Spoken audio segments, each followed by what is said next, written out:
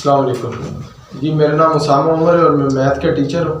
तो आज 9th का जो लेक्चर है वो आज हमने स्टार्ट करनी है एक्सरसाइज 2.1 और इसका जो क्वेश्चन नंबर 4 है ना उसका जो 6 पार्ट है हमने करना है शॉर्ट। ये जो अब मैं समझाने लगा हूँ ये वेरी इंपॉर्टेंट क्वेश्चन है, शॉर्ट के लिहाज से एग्ज़ाम में आएंगे। ठीक है, तो आज का जो वीडियो है बड़ी इंपॉर्टेंट है, आपने ज़रा गौर से समझनी है।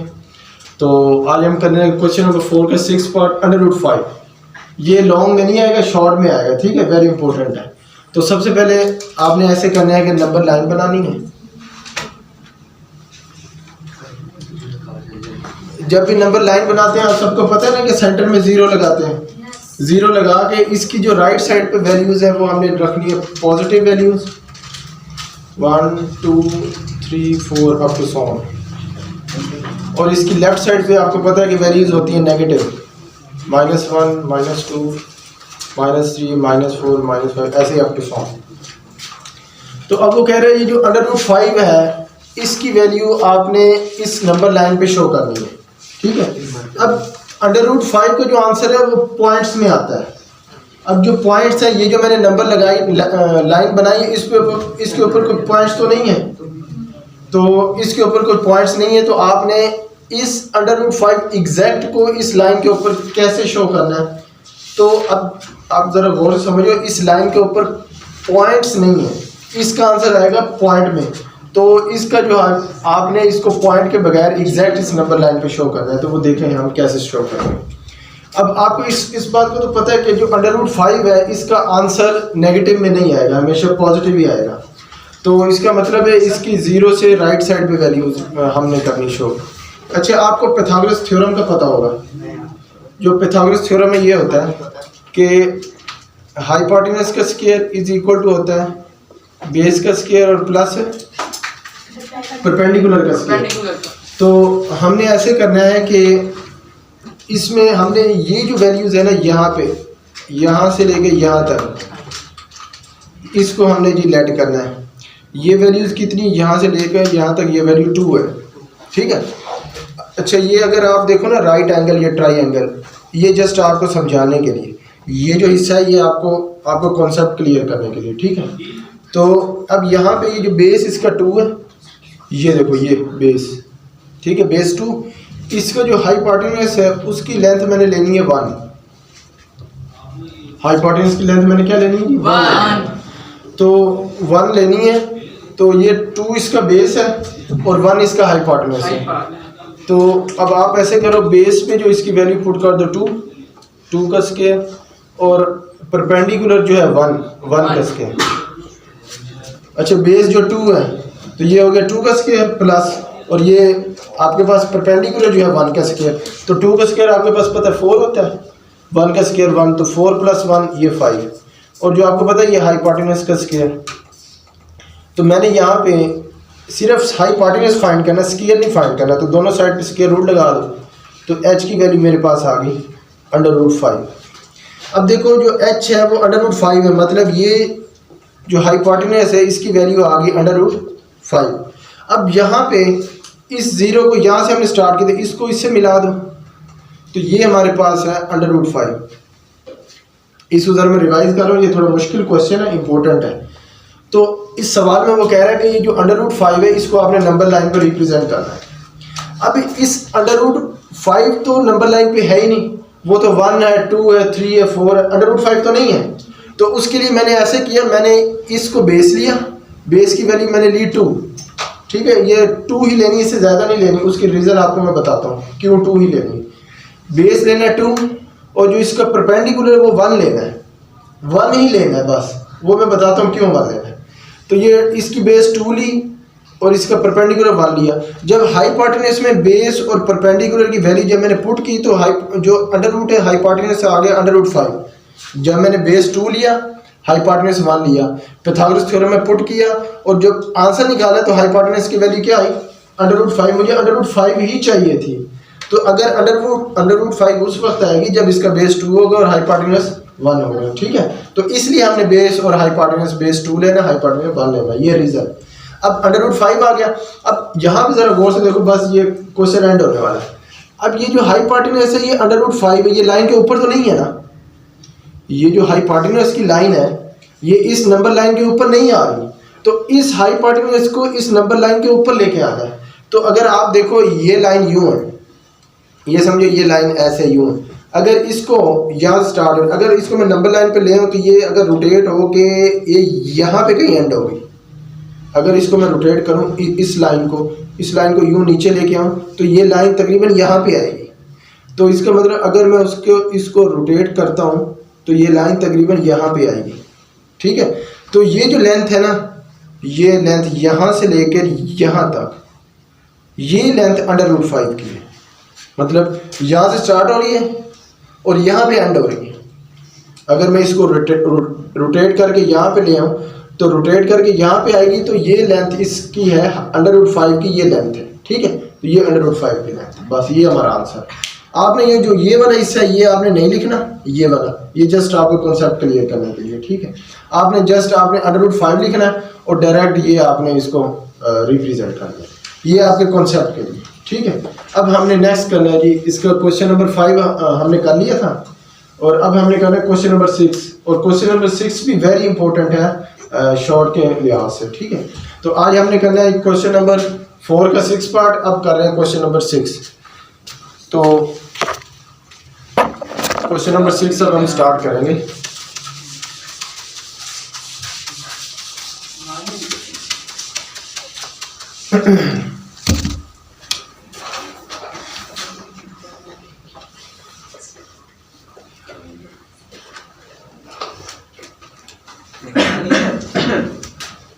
क्वेश्चन नंबर 6 में वो कह रहा है एक्सप्रेस इनटू P/Q फॉर्म। वो कह रहा है कि आपने इसको P/Q फॉर्म में एक्सप्रेस करना है। तो इसका पार्ट नंबर 1 है, 0.5 का ऊपर ये बार लगा हुआ है, इसको जरा गौर से समझो। अच्छा, ये जो बार है ना, इस बार का मतलब होता है ऐसा नंबर जो बार बार रिपीट हो, ठीक है। बार का मतलब कौन सा नंबर? ऐसा नंबर जो बार बार रिपीट हो। ये बार का ये मतलब मसलन यूं, ये देखो 0.5 के ऊपर बार है, इसका मतलब 5 जो है वो बार बार आएगा यूं कर। तो इसको 5 को मैंने 4 दफ़ा लिख दिया, इसको ज़्यादा भी लिख दोगे, 5 दफ़ा 6 दफ़ा भी लिख सकते हो, ठीक है। तो इसलिए मैंने डॉट्स लगाए कि जितने मर्जी 5 लिख लो। अब इसको आपने लेट कर देना है। इसको मैंने ओपन किया, ओपन करके सबसे पहला स्टेप ये है कि आपने एक्स लेट करना है। सबसे पहला स्टेप, जिस नंबर के ऊपर बार हो उसको दोबारा बार बार लिख के रिपीट करके उस नंबर को लेट कर लेना है एक्स, ठीक है। उसके बाद इसको इक्वेशन नंबर 1 कह देंगे। अच्छा, अब आप ज़रा देखो, इसको ज़रा रफ पे करना है, यहाँ पे साइड पे ना रफ पे 0.5, ये जो सवाल है हमारा क्वेश्चन, इसका अगर मैं पॉइंट ख़त्म करूँ नीचे आएगा 1 और पॉइंट के बाद क्वेश्चन के अंदर एक डिजिट है तो आगे आएगा 0। तो कितना हमारे पास आ गया? 10 आ गया। अब इक्वेशन नंबर ये जो 1 है, इसकी दोनों साइड को ये जो नंबर आंसर आया 10, इससे मल्टीप्लाई कर दें। अब आपने लिखना है, पहले आपने क्वेश्चन लिख के उसका पॉइंट ख़त्म करना है, जो आंसर आए इक्वेशन नंबर 1 को उस नंबर से मल्टीप्लाई कर देना, ठीक है। अब आपने लिखो जी मल्टीप्लाई इक्वेशन 1 किसके साथ? बाय 10। इक्वेशन 1 को आपने 10 के साथ मल्टीप्लाई कर दें, लेफ्ट साइड को भी और राइट साइड को भी। अच्छा, x को जब हम 10 से ज़रब देंगे तो ये आएगा 10, x के साथ 10 आ जाएगा ना।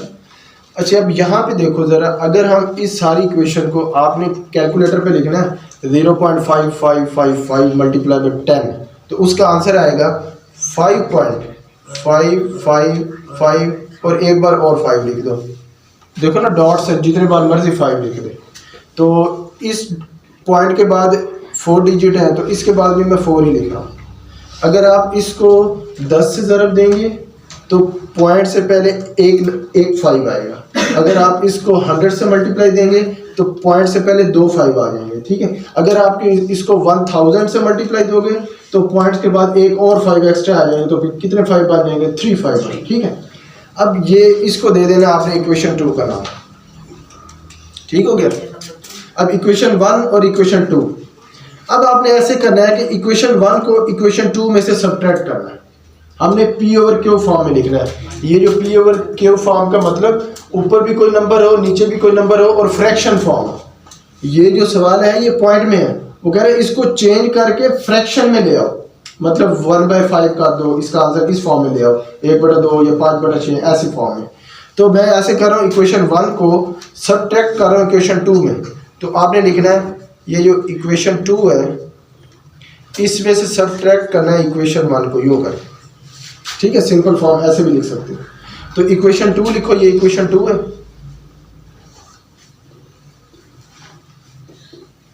और ये इक्वेशन 1 इसके नीचे लिख दो, x इज इक्वल टू 0.55 ऐसे डॉट।